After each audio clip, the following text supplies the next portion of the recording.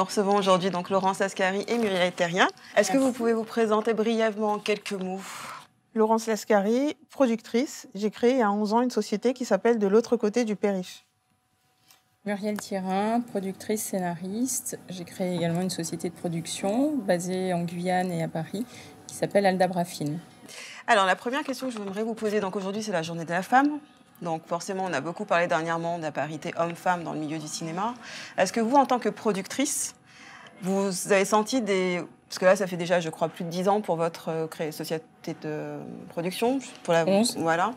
Est-ce qu'au cours de ces 11 années, vous avez senti une évolution dans la parité homme-femme en tant que productrice? Est-ce que vous sentez une différence par rapport aux producteurs? En ce qui me concerne, donc, je pense que c'était un sujet qui n'était pas abordé. Donc, on savait qu'il y avait une minorité de femmes. Dans les discussions officieuses, ça m'est arrivé, mais finalement assez récemment, ça m'est arrivé avec l'affaire Weinstein d'évoquer les difficultés qu'on pouvait rencontrer avec d'autres productrices. Et avant ça, quand j'en parlais, j'avais l'impression d'être un peu un extraterrestre. Quand je disais oui, mais j'arrive pas à... En fait, j'essayais d'expliquer en quoi on était désavantagés en tant que femmes pour faire du business, parce que on n'allait pas aller regarder un match de foot, aller prendre un verre, il y avait une ambiguïté, donc avec les personnes qui achètent les programmes, les gens avec qui on était susceptibles de nouer des relations.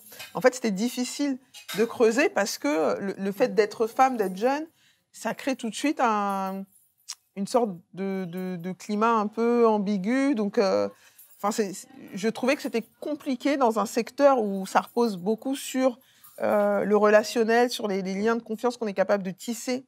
Et avec en face de nous des décideurs qui sont, pour leur grande majorité, des hommes, je trouvais que c'était assez difficile. Et depuis l'affaire Weinstein, depuis le mouvement MeToo, depuis le travail qu'on a fait, et je dis « on » parce que j'en fais partie, avec le collectif 50-50, je vois que maintenant c'est accepté par tout le monde de se dire « oui, on a un problème au niveau du manque de représentation de femmes à certains postes ». Il n'y a plus personne pour dire que c'est faux. Pour autant, ça ne veut pas dire que tous les problèmes sont réglés. Il va falloir être vigilant parce qu'il ne faut pas que ça soit non plus une mode et puis que dans 2 ans, tout le monde soit saturé de ce sujet et que dans 5 ans, on retombe dans les mêmes travers. Cyclone et puis, oui. Donc pour vous, est-ce qu'aujourd'hui, il y a encore énormément à faire? Qu'est-ce que vous pensez qui pourrait être fait maintenant? Il y a beaucoup de travail pour défaire ce qui a été fait, notamment dans les institutions, dans les festivals. Là, un des sujets récents, c'est l'Académie des Césars. Oui, il y a que, parmi les membres, les 4700 membres, il n'y a que 35% de femmes. Donc voilà, il y a des choses qu'on doit déconstruire pour réinventer notre industrie, réinventer ces sphères de pouvoir qui sont majoritairement masculines encore aujourd'hui. Mais ça bouge, donc moi je suis très optimiste. Ça bouge du côté des festivals, pour qui c'est désormais beaucoup plus naturel de faire des comités de sélection paritaires. Pour parler du Festival de Cannes, il y a encore un gros dossier, c'est le conseil d'administration, puisque pour être membre du conseil d'administration du Festival de Cannes, une large partie représente en fait des institutions. Et donc, on est nommé en tant que directeur d'eux ou président d'eux, et c'est souvent des hommes. Donc là, ça va être un peu plus complexe, mais on va trouver des solutions. Moi, une autre question que j'avais, c'était par rapport à l'arrivée des plateformes du style Netflix. Est-ce que ça vous permet maintenant de produire de façon peut-être plus large, plus originale que vous l'auriez fait avant? Est-ce que vous sentez peut-être une ouverture d'esprit à des programmes originaux plus percutants peut-être? Je dirais en tout cas, il y a un engouement, mais ça, c'est pas que les femmes. C'est-à-dire que l'arrivée des plateformes est en train de changer drastiquement la manière dont on envisageait ce métier et dont le paysage audiovisuel est en train de se reconstruire ou en tout cas de se dessiner. Et donc évidemment, ça offre en tout cas une plus grande possibilité, entre guillemets, de s'affranchir de ces institutions où justement il y avait, où il y a toujours d'ailleurs, beaucoup d'hommes, ou en tout cas c'est beaucoup plus masculin. Et c'est vrai que notamment aux États-Unis, Je ne sais pas si on pourrait dire qu'ils sont un peu plus en avance sur le combat, mais en tout cas, ils font très attention à ça, plus attention. Et puis la compétitivité est telle entre Amazon, Netflix, etc., qu'au final, le produit compte. Donc là, il faut aller vite, il faut aller fort. Donc ça nous ouvre une ouverture possible. Donc, et on y travaille. Donc vous trouvez ça plus intéressant en tant que productrice? Vous osez plus peut-être certainement, oui, ça offre plus de possibilités. Maintenant, de les choisir, non. Enfin, j'ai une ligne éditoriale qui correspond à des sujets qui me touchent particulièrement. Donc non, ça ne change pas sur le fondement, sur les sujets que l'on traite. Par contre, oui, ça offre une plus grande possibilité de pouvoir produire. Et aujourd'hui, le paysage est en train de changer. Et il y a énormément de compétitivité. Et donc, nous, en tant que producteurs, ça nous permet d'avoir plus de plateformes de diffusion, plus de fenêtres où on peut montrer nos œuvres. Donc oui, ça change. Est-ce que ces nouvelles plateformes vous permettent de faire appel à un casting peut-être plus diversifié que ça ne l'est maintenant? Parce qu'il y a vraiment encore beaucoup de travail à faire au niveau des castings, la diversité. Est-ce que pour vous, c'est un plus? Quand on parle de films, d'œuvres qui veulent mettre en avant la diversité de la société française, souvent, sur le marché national, on se heurte à des freins parce qu'on se dit oui, mais votre casting, est-ce qu'il est bankable, comme on dit? Est-ce que les acteurs sont connus? Et cette barrière-là disparaît automatiquement à l'international parce que, hormis un cast très prestigieux, pour le reste, c'est du pareil au même. Donc, on a l'opportunité d'arriver avec un casting, y compris d'acteurs, d'actrices inconnues. Donc, c'est une vraie opportunité. J'ai une petite inquiétude quand même lorsque je vois Netflix qui s'installe en France, qui recrute des Français, c'est de me dire, j'espère qu'on ne va pas retomber dans les mêmes travers et que les personnes qui composent l'équipe de Netflix France ne vont pas retomber dans leurs habitudes et travailler toujours avec les mêmes. Donc, pour nous, je pense, Muriel, avec la même grille de langage sélective, qui sera à nouveau la même. Donc ça, oui.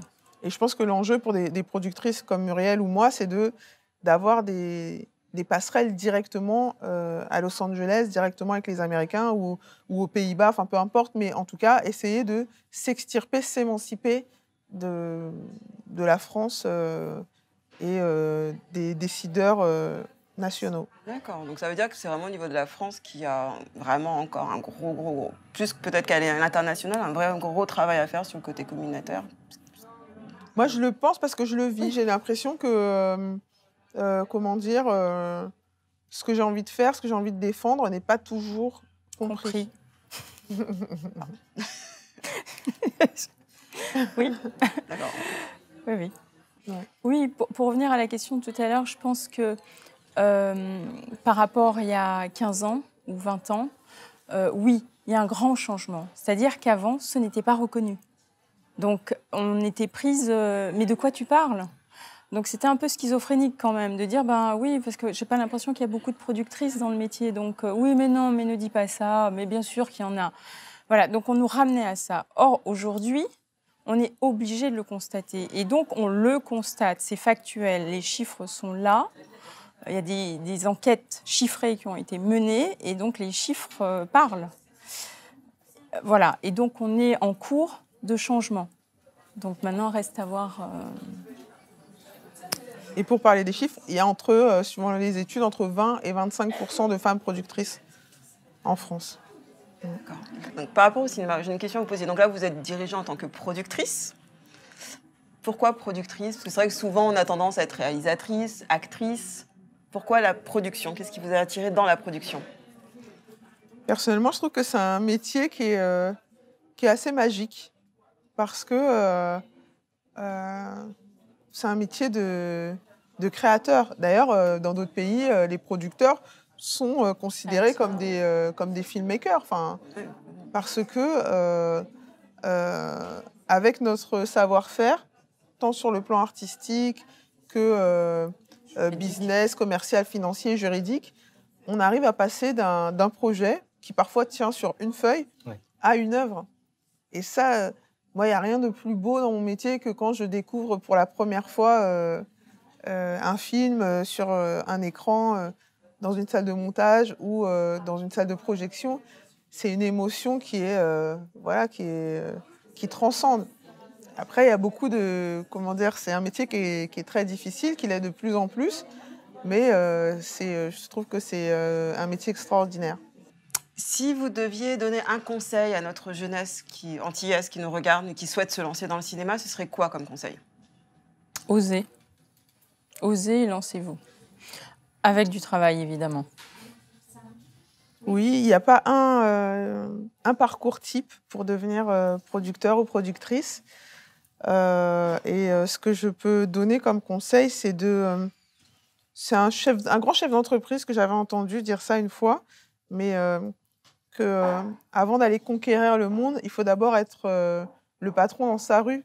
Donc, je dirais qu'il faut se fixer des étapes et il y a énormément de choses à faire en Guadeloupe, dans la Caraïbe. Donc, aller chercher les talents, les récits et voir comment on peut aussi faire rayonner ce qu'on est. Ce qui m'emmène, moi, à ma dernière question. Après, c'est Steve qui va prendre le relais.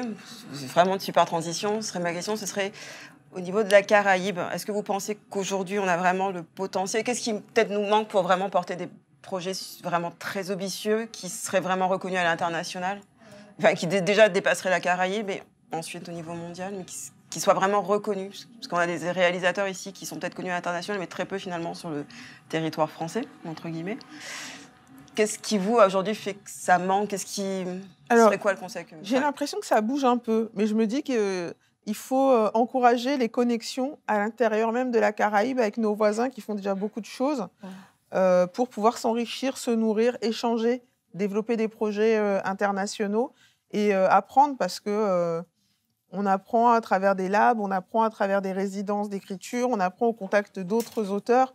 Donc, si je devais, s'il y avait un truc que je noterais, c'est ça, encourager la formation, l'apprentissage à travers les échanges et les connexions. Communication et vraiment échange d'expériences, c'est capital. Et je pense profondément que dans ce métier, on ne peut pas être isolé.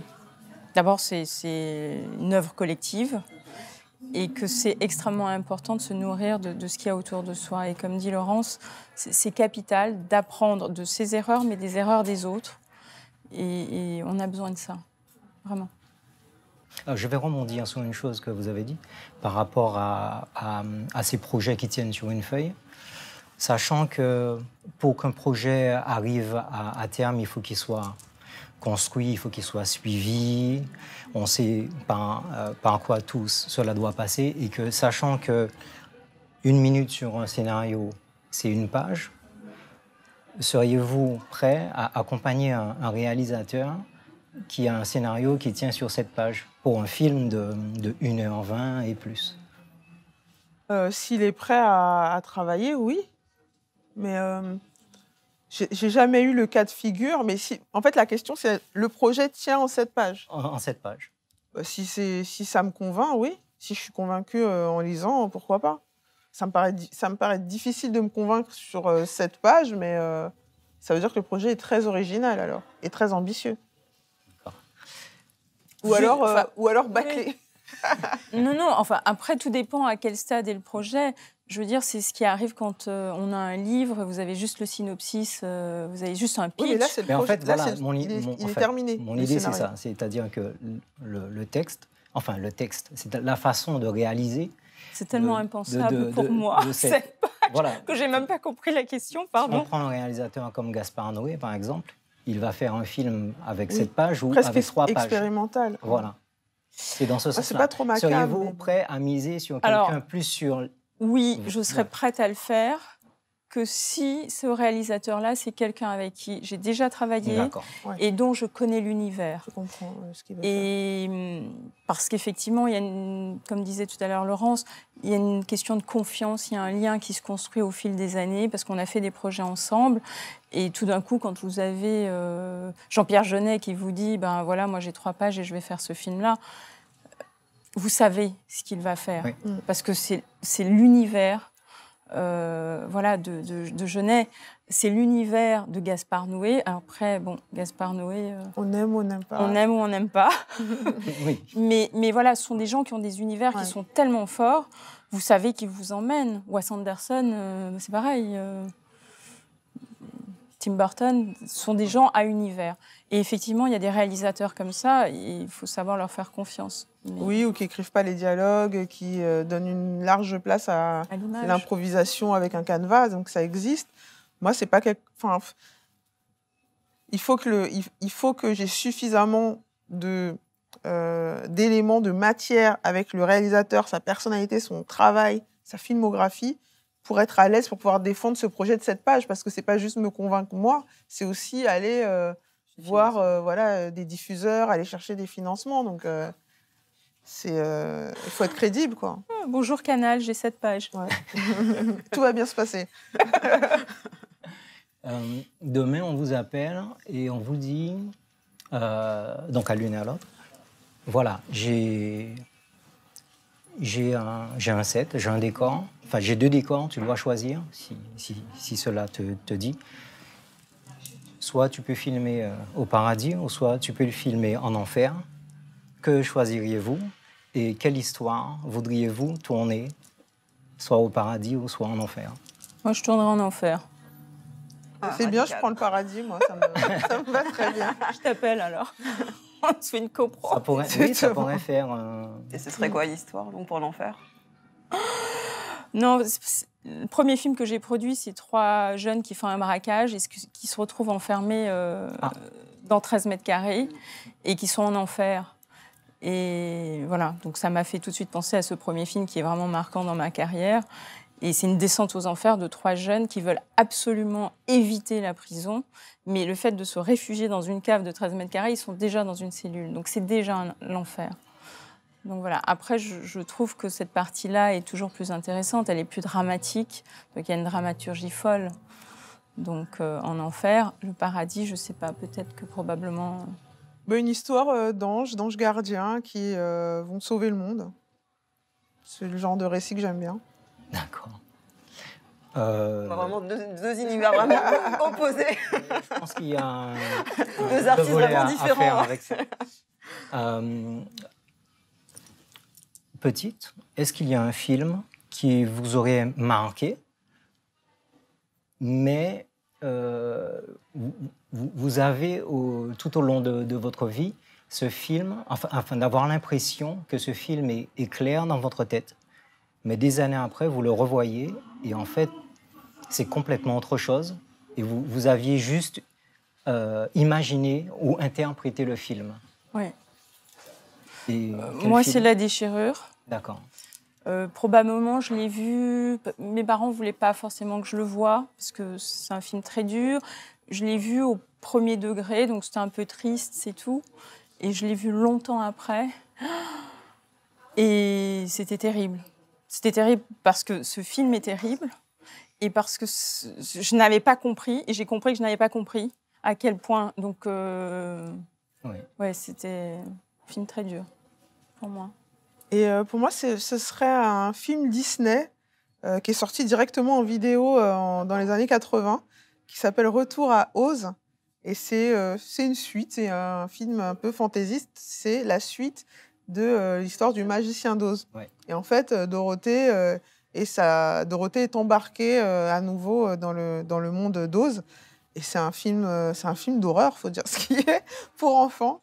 Et quand j'étais petite, c'est un film qui m'obsédait, qui me faisait peur aussi, mais pourtant, je ne pouvais pas m'empêcher de le regarder.